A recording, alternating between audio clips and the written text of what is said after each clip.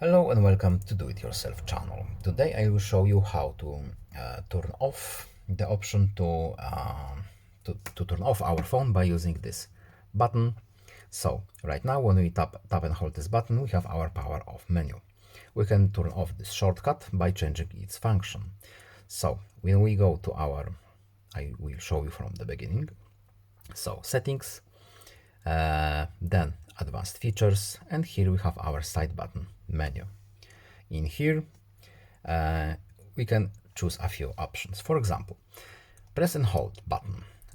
When we press and hold our button, the power off menu will show up. We can change it to our Bixby function. So right now when we tap and hold, the Bixby app will open instead of our power off menu. So I hope this video is helpful to you. Please leave a like and subscribe. Have a nice day and see you in the next video. Bye.